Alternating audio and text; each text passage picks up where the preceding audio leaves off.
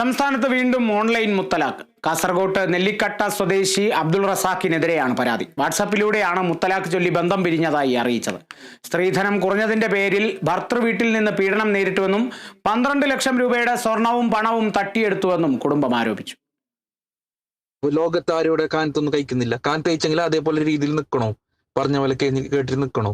ഇങ്ങനെ മാനസിക രോഗാക്കി 3 കൊല്ലം ഞാൻ സഹിക്കുന്നത്. നിങ്ങൾക്ക് പറഞ്ഞെങ്കിൽ മനസ്സിലാവുന്നില്ലേ? അല്ലേ? വേണ്ടെന്നില്ലെങ്കിൽ വേണ്ടെന്നില്ലേ? വേണ്ട. നിങ്ങളോട് തന്നെ പറയുന്നത്, നിങ്ങൾ ഉപ്പാട് പറയുന്നത് തലാക്ക് 3 തലാക്ക് ഞാൻ ചൊല്ലി, എനിക്ക് നിങ്ങളെ മോള് വേണ്ട. ഓക്കെ, നിങ്ങളെ കാനത്ത് കഴിച്ചോണ്ട് ഞാൻ പറഞ്ഞു. ഓക്കെ. ഇൻസ്റ്റഗ്രാമിലൂടെ പരിചയപ്പെട്ട നെല്ലിക്കെട്ട സ്വദേശി അബ്ദുൾ റസാഖിനെ 2022 ഓഗസ്റ്റ് 11 കല്ലൂരാവി സ്വദേശിനിയായ പെൺകുട്ടി നിയമപ്രകാരം വിവാഹം കഴിച്ചത്. പിന്നീട് ഭർത്താവിന്റെ വീട്ടിലായിരുന്നു താമസം. സ്ത്രീധനമായി 50 പവൻ ആവശ്യപ്പെട്ടിരുന്നതായി യുവതി പറയുന്നു. എന്നാൽ നിർധനരായ കുടുംബത്തിന് ബന്ധുക്കളുടെ സഹായത്തോടെ 20 പവൻ സ്വർണം മാത്രമേ നൽകാനായുള്ളൂ.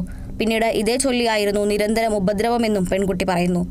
വീട്ടുകാരിൽ നിന്നുള്ള ഉപദ്രവം സഹിക്കാൻ കഴിയാതെ വിവരം ഭർത്താവിനെ അറിയിച്ചതോടെ തന്റെ കയ്യിലുള്ള സ്വർണം വിൽപ്പന നടത്തി വിദേശത്തേക്ക് കൊണ്ടുപോകാമെന്നായിരുന്നു വിശ്വസിപ്പിച്ചത്. ഇതേ തുടർന്ന് സ്വർണം വിൽപ്പന നടത്തി 12 ലക്ഷത്തോളം രൂപ ബാങ്ക് അക്കൗണ്ട് വഴി ഭർത്താവിന് അയച്ചു കൊടുത്തു.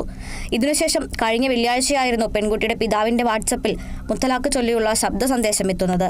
ഉപ്പാൻ്റെ ഫോണിലേക്ക് ഒരു വോയിസ് ക്ലിപ്പ് അയച്ചത്, ഇനി എനിക്ക് അവളെ വേണ്ട.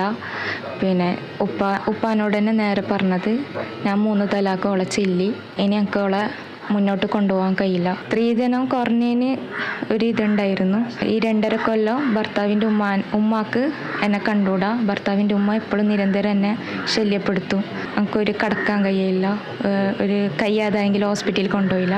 ആ സമയത്തെല്ലാം ഭർത്താവ് എൻ്റെ കൂടെ എന്നെ സപ്പോർട്ടായിട്ടുണ്ടായിരുന്നു. 5,56,000 ഞാൻ അങ്ങോട്ടേക്ക് അയച്ചു കൊടുത്തത്. പൊന്ന് വിറ്റിട്ട് അങ്ങോട്ടേക്ക് പൈസ അയച്ചു കൊടുത്തിന്.